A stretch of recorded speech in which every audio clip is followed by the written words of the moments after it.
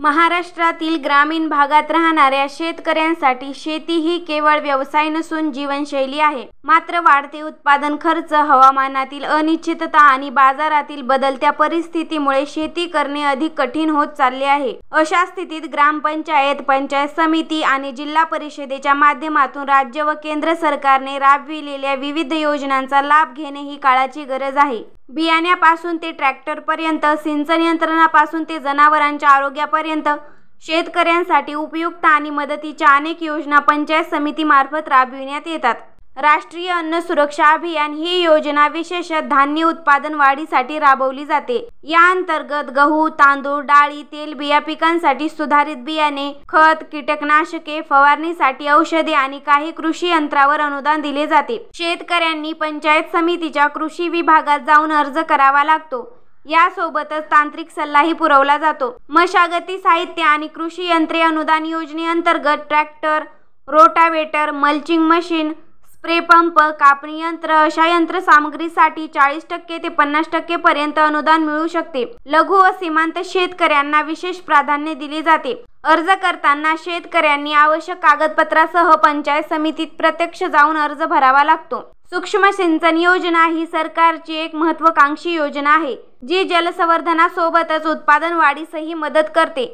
ठिबक आणि तुषार सिंचनासाठी शेतकऱ्यांना 50% ते 70% पर्यंत अनुदान मिळते.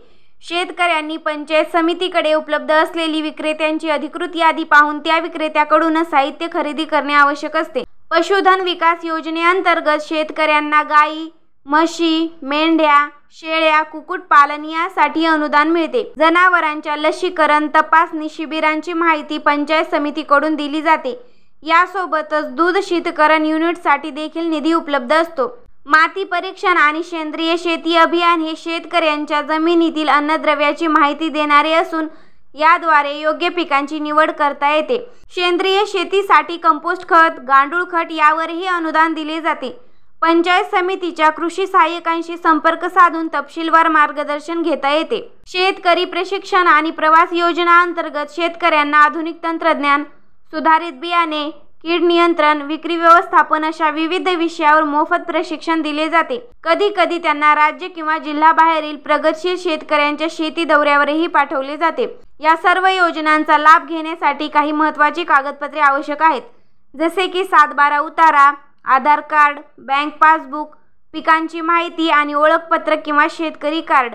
अर्ज करताना ही कागदपत्रे सोबत असणे आवश्यक आहे. तर या सर्व योजनांसाठी अर्ज कसा करावा? तर शेतकऱ्यांनी संबंधित योजनाबाबत माहिती घेण्यासाठी पंचायत समितीच्या कृषी अधिकारी, विस्तार अधिकारी किंवा कृषी सहाय्यक यांच्याशी संपर्क साधावा.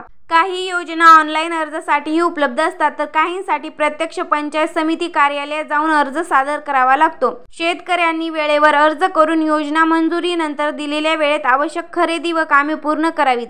दिलेली माहिती आवडली असल्यास नक्की लाईक करा व चॅनलला सबस्क्राईब करा. धन्यवाद.